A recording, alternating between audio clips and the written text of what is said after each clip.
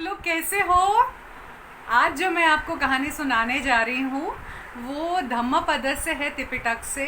और बुद्ध उस वक्त जेतवन में रहा करते थे। सावती में एक बहुत श्रीमंत घर में एक लड़की का जन्म हुआ था। उसका नाम था कुंडलकेसी।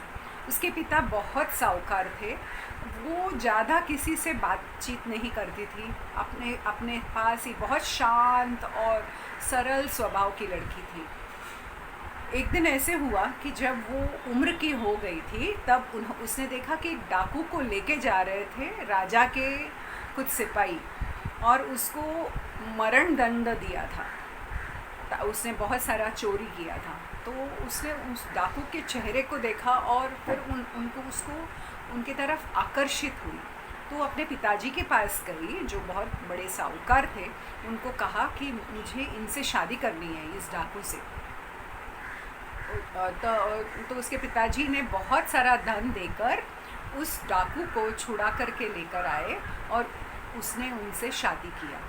डाकू और चोर तो उनका वो परिवर्तित नहीं कर पाई और वो वैसे ही रहा, चोरी करता ही रहा।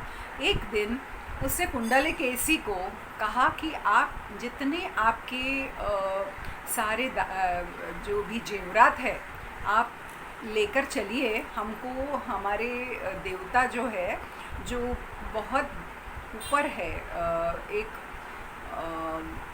बड़े से पर्वत के ऊपर है, तो हमको वहाँ जाना है उस देवता के मंदिर में। तो कुंडलकेसी को बहुत अच्छा लगा। तो उसने सारा जितने जेवरात थे, पैसे थे उसके पास, वो सब एक समेटा एक कपड़े में, और वो साथ चली गई अपने पति के साथ। और वहाँ पहुँचे तब पति के रंग ढंग उसको समझ में आए। पति ने कहा कि मैं आपको मारने वाला हूँ, मुझे ये सारे जो भी आपके जेवरात है वो मेरे पास मैं रख दूँगा। पति को उन्होंने बहुत बोला कि आप भले जेवरात रख दीजिए, मुझे छोड़ दीजिए। लेकिन पति ने कहा नहीं, मुझे तो आपका जान लेना ही है। तो बोले ठीक है, आप जान लेने वाले हो ना। तो उनको एक दिमाग में एक युक्ति सूझी।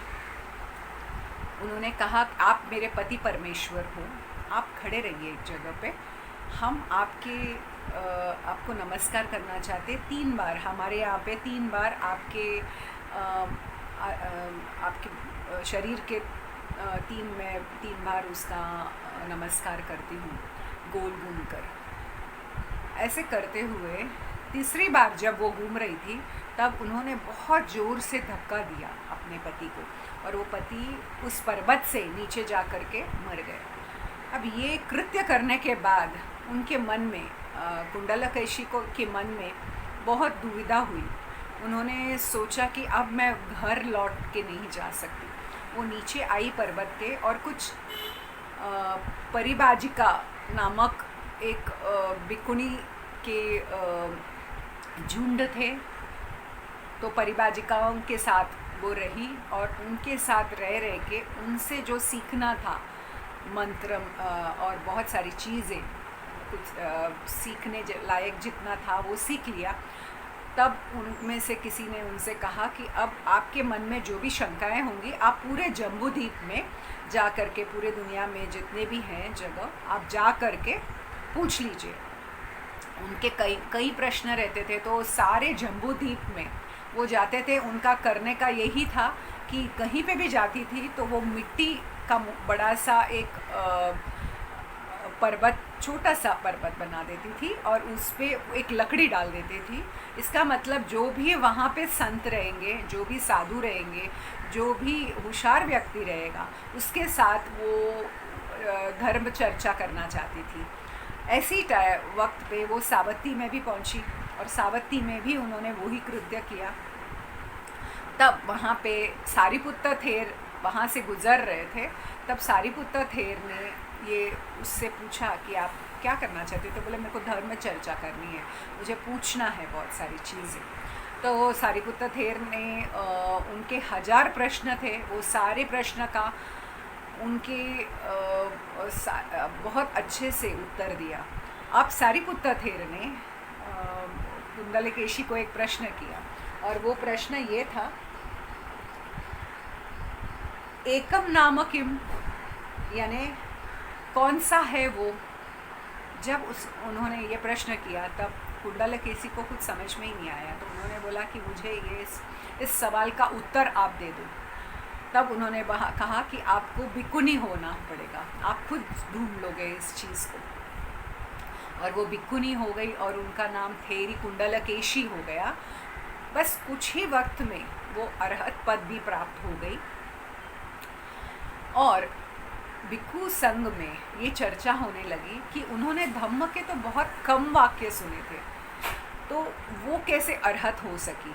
और उन्होंने अपने पति को भी युक्ति से उनको जीत पा ली थी, तो ये कैसे शक्य हुआ। तब बुद्ध ने पाली में ये वाक्य कहा, यो च गाता सतम बासे अनत्तपादा संहिता एकम धम्मपादम सेव यम सुत्वा उपसम्मति। बहुत सारे 100 हमने सुने, 100 शब्द सुने जो बिल्कुल निरर्थक है। उससे ज़्यादा अच्छा है कि एक वाक्य जो पूरी तरह से समझदार इंसान को समझे ऐसे बोले, तो वो हमको निब्बान प्राप्ति में बहुत युक्तशील है। यो सहस्रम सहस्रेण संगामे मनुष्य जिने एकंच जेया मत्तानम सा वे संगम उज्ज उत्तमो। एक इंसान 1000 लोगों को, 1000 नहीं, कोटि लोगों को मृत्यु पे ये कर सकता है जंग पर, लेकिन जो खुद के मन पे जो वश कर सकता है, वो सबसे बड़ा उसको बोल सकते हैं हमने जीत पाया है। जब हम ये कुंडलकेसी का पूरी कहानी सुनते हैं और पाली में ये वाक्य सुनते हैं, तब हमें समझ में आता कि हमारा मन कितना बंदर के जैसा है और उस पे हमको वश पे लेना है। तो बुद्ध ने दिया हुआ मार्ग पे चलना ही उचित है। आप सबका मंगल हो, सबका कल्याण।